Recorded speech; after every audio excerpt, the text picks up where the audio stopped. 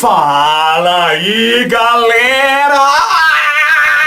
Como é que vocês estão, meus amiguinhos, minhas amiguinhas? Tudo tranquilo aí? Tudo tranquilo aí aonde você está? No seu ambiente, aquele ambiente maravilhoso para estudar, para construir o seu caminho, colocar os tijolinhos rumo à universidade, amiguinho. Tamo junto, estamos aí, a galera da escola do vestibular, prestes a chegar naquele momento de te dar o trote. Com a graça de Deus, nós vamos ajudar você a atingir o seu objetivo. Maravilha? Hoje, galera, nós vamos dar continuidade na eletrostática, falando de um conceito que nós já vimos lá para trás, mas aplicado agora na parte da eletricidade, que é o trabalho. Nós vimos lá nas aulas de mecânica que o trabalho é uma grandeza que mede uma variação de energia, né? Uma transformação, uma variação de energia. E aqui nós temos o trabalho da força elétrica. Lá naquela ocasião, o Ganso contou para vocês que a força elétrica é uma das forças conservativas. Então eu posso pegar o teorema da energia potencial que a gente viu lá nas aulas de mecânica e aplicar aquele teorema aqui para as situações onde existe a força elétrica, ok? A energia potencial elétrica, galera, ela pode ser dada por essa relação aqui, ó, energia potencial, potencial elétrica. Ela pode ser dada por essa expressão aqui, essa expressão aqui, a energia potencial elétrica é o produto daquela carga que está naquela região onde existe um campo elétrico, vezes o potencial elétrico daquele ponto. O potencial é uma medida do tanto de energia que aquela carga assume em um determinado ponto da região onde existe um campo elétrico. Então essa expressão aqui, galera, é a expressão da energia potencial elétrica. Se nós temos um corpo saindo, uma carga saindo de um ponto e chegando a outro, apesar dessa carga ser a mesma, o potencial muda. O trabalho da força elétrica, de acordo com o teorema da energia potencial, seria a energia potencial elétrica inicial menos a energia potencial elétrica final. Certo? Potencial elétrica final. É a inicial menos a final mesmo, certo?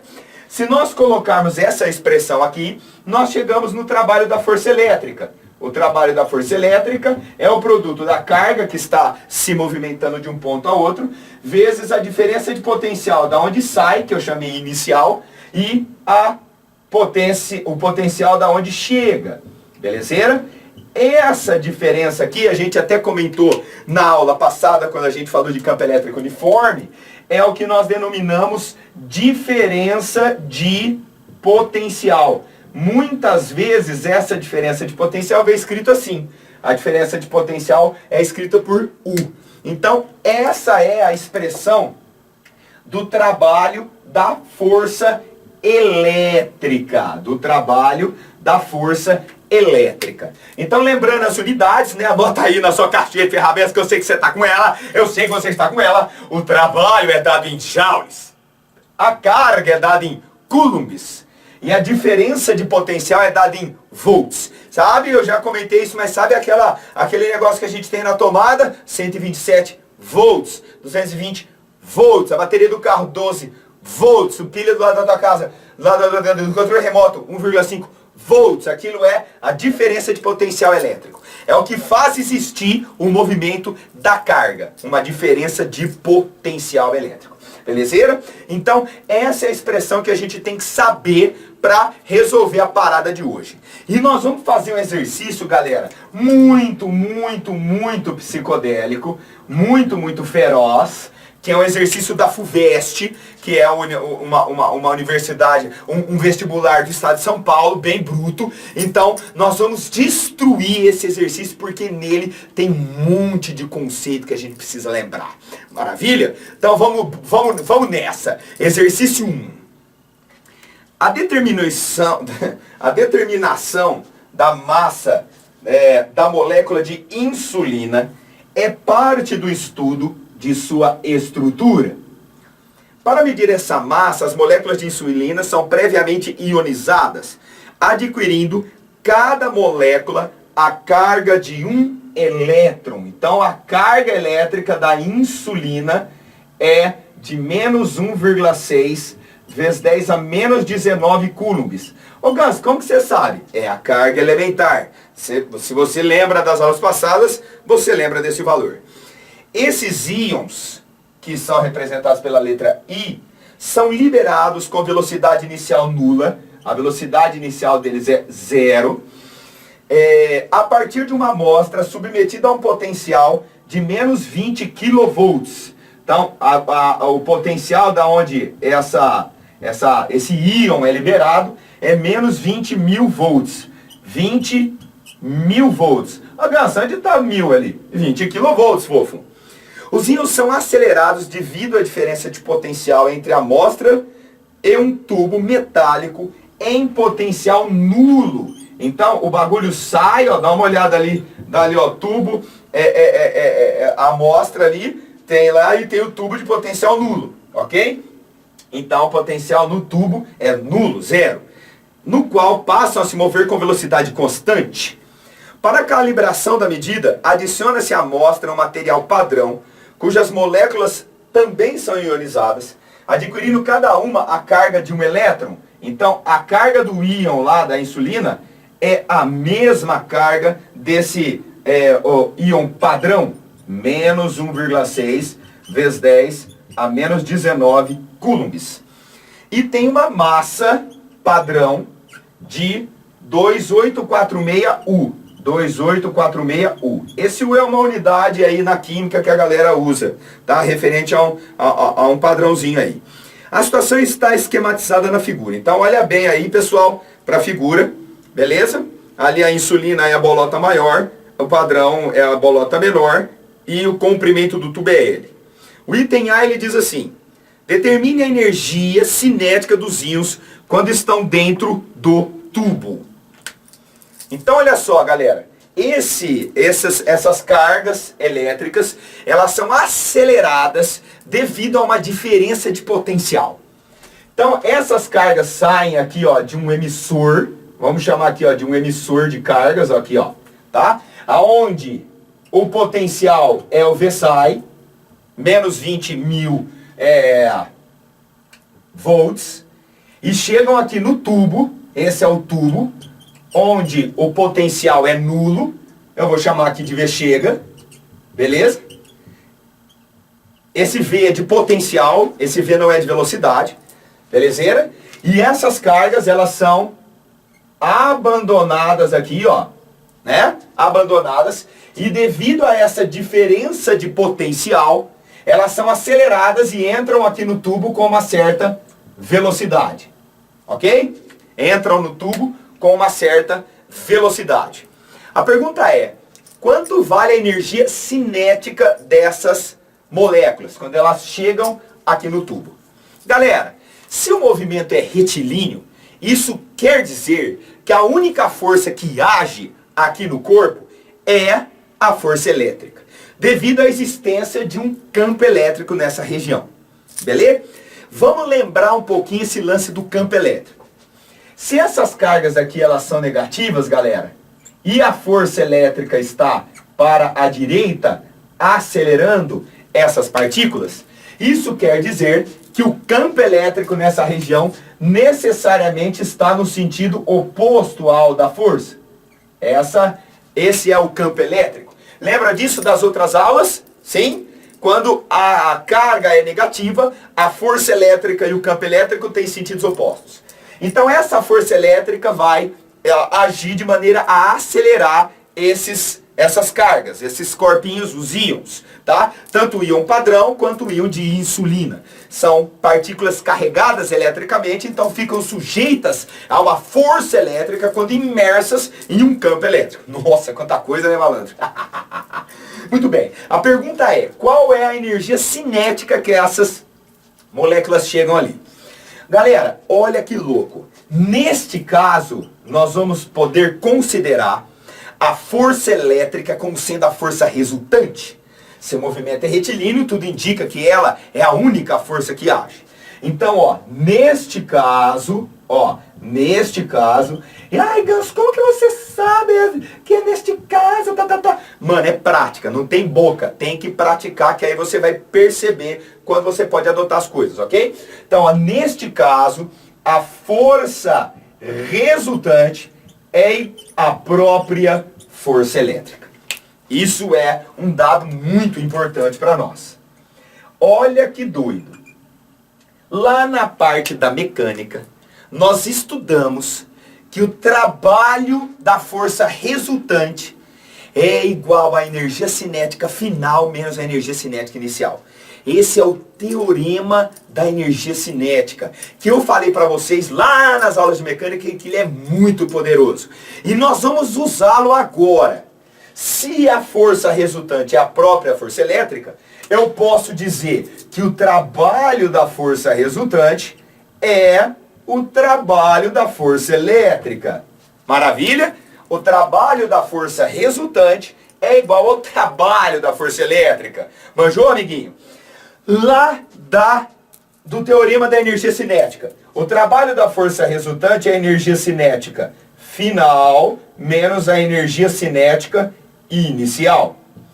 E o trabalho da força elétrica é o produto da carga vezes a diferença de potencial da onde sai até aonde chega. Ok? Então eu igualei essas paradas. Olha que doideira, né? O trabalho da força resultante é o trabalho da força elétrica. O trabalho da força resultante é dado pelo teorema da energia cinética. Se você quiser anotar aqui, ó, eu até fiz essa brincadeira lá, teorema da energia cinética. E aqui está o trabalho da força elétrica. Manjou? A energia cinética inicial dessas partículas, pessoal, ela é nula. Beleza? Como essas partículas têm a mesma carga e a diferença de potencial é a mesma, a energia cinética das duas vai ser a mesma, tá? A energia cinética dessas partículas vai ser a mesma, porque elas estão sendo aceleradas em um mesmo campo elétrico e elas possuem a mesma carga elétrica. Então vamos lá, a energia cinética final dessas duas partículas, a energia cinética final será o valor da carga. Quanto que é? É a carga de um elétron, menos 1,6 vezes 10 a menos 19 vezes o potencial da onde sai, da onde a partícula saiu, menos 20 vezes 10 a terceira, ou menos 2 vezes 10 a quarta. Olha só, menos o potencial de onde chega. O cara fala que o tubo, aonde chega a bagaça lá, tem um potencial nulo. Manjou? Então, fofos, a energia cinética final das duas partículas vai ser menos com menos, mais, 2 vezes 1,6, 3,2, 10 a menos 19 vezes 10 a mais 4 vai dar 10 a menos 15, 3,2 vezes 10 a menos 15 joules. Ok? Então, essa é a energia cinética final dessas partículas que foram aceleradas nessa região onde existe um campo elétrico, devido à diferença de potencial entre um ponto e o outro. Maravilha? Joia. O item B, pessoal, o item B, a gente vai precisar observar o gráfico. Então eu vou botar a figura aí para vocês outra vez. Olha só. O gráfico a seguir mostra o número N de íons em função do tempo despendido para percorrer o comprimento L do tubo, tá? Então, olha só, o número de partículas, beleza? E o tempo ali está no eixo horizontal. Se você observar bem, o primeiro intervalo de tempo, de 35 microsegundos, é o tempo que as partículas P demoram para percorrer o tubo. Tá vendo aí no gráfico? Sim ou não? Sim, microsegundos. E o tempo dos íons I de insulina demoram 35 microsegundos para percorrer esse mesmo tubo. Beleza? A partir dos tempos indicados no gráfico, a razão entre a velocidade, os módulos da velocidade dos íons de insulina, pelo módulo da velocidade dos íons padrão P, em movimento dentro do tubo, é igual a quanto? Então, olha só, fofos. Com os intervalos de tempo, eu vou descobrir a relação entre as velocidades. Cuidado que aqui é V de velocidade, tá? Não vamos confundir o V de potencial com o V de velocidade. Sacou? Olha só, galera. Esses intervalos de tempo que o cara dá aí são para as partículas atravessarem o tubo. E lá no texto, lá no começo, o cara disse que as velocidades dentro do tubo são constantes. Então, se eu fosse determinar a velocidade dos íons I, ficaria o L, que é o tamanho do tubo, dividido pelo ΔT dos íons de insulina que demora ali para atravessar. Certo? E a velocidade dos íons padrão, Vp, seria o mesmo L, que é o mesmo comprimento do tubo, no intervalo de tempo ΔP, que a gente viu no gráfico, lá, que eu mostrei agora há pouco. Sacaram? Ao substituir essa parada ali, a gente vai descobrir essa razão que o cara pede, ó. Então, a razão entre as velocidades será o VI é L dividido por ΔTI. Tudo isso dividido por o VP é o L dividido por ΔTP. Maravilha, maravilhoso, maravilha da natureza.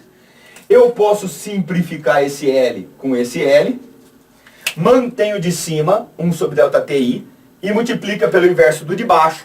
A gente chega que essa razão entre as velocidades é ΔTP dividido pelo ΔTI. Observe que num exercício de eletricidade que nós já andamos um monte, já desde lá da onde nós começamos, um exercício desse usa a velocidade média, lá das primeiras aulas. Então, galera, como eu prometi para vocês, durante o curso, a gente acaba recordando as coisas que a gente viu lá no passado. Fechou? Agora é só pegar os valores que nós tiramos do gráfico. O ΔTP é 35. O ΔTI é 50. Simplificando por 5, nós vamos ter 7 dividido por 10. Ou seja, essa razão é igual a 0,7. E não tem unidade, porque você está dividindo uma velocidade por outra, então não tem unidade. Fechou? Essa é a razão que o fulaninho pede aí no item B. Maravilha? Joia. O item C. A razão RM entre a massa MI e a massa MP, MI e MP, respectivamente de um íon de insulina e um íon P. Então, olha só, aqui nós também vamos ter que ter uma sacada para chegar na resposta da parada. Como essas cargas, elas têm a mesma carga elétrica do elétron, ao serem aceleradas, nós calculamos no item A que elas têm essa energia cinética. E a energia cinética das duas é a mesma. Não ache que a massa é a mesma e a velocidade é a mesma. Não, mas a energia cinética é a mesma. Então eu vou partir desse princípio, que a energia cinética das partículas I é igual à energia cinética das partículas P, que são as partículas padrão. Maravilha? Lembrando lá das aulas, lá de trás, como que a gente determina energia cinética. Pega a sua caixinha de ferramentas aí, fofinho. É a massa, velocidade ao quadrado, dividido por 2. Certo? Para as partículas de insulina, ficaria assim. Para as partículas padrão, massa padrão, velocidade padrão ao quadrado, dividido por 2. Maravilhoso, maravilhindo, maravilhoso. Esse 2 tgush, eu posso simplificar com esse 2 tgush. A razão que o cara quer é a MI por MP. Então eu vou passar o MP pra cá, Ministério Público. Puta que pariu, nada a ver, Ganso, nada a ver, nada. Olha lá, ó. E o VI quadrado, eu passei dividindo pro lado ali lá. Ficou VP quadrado dividido por VI quadrado. Nossa, Ganso, e agora? E agora? E agora? O que eu faço da minha vida sem você? Você não me ensinou a te esquecer. Olha só, fofos. Essa razão aqui, essa razão entre as velocidades, olha só, que é VI sobre VP, ó, mas VI sobre VP, que a gente calculou no item anterior, VI sobre VP é 7 sobre 10, 7 décimos, certo? VI sobre VP é 7 décimos, mas aqui está VP sobre VI. VP sobre VI, você não precisa nem fazer conta, é só inverter a bagaça, certo? Olha só, VP dividido por VI vai ser 10 sobre 7. Manjou? E aí a gente substitui aqui, fofo. É, meu amigo. Ó, massa I, massa P é 10 sétimos elevado ao quadrado. Então essa razão que o cara pede vai ser 100 dividido por 49. 100 dividido por 49. 100 dividido por 49. Beleza? Esse é o item C. Esse é o item C.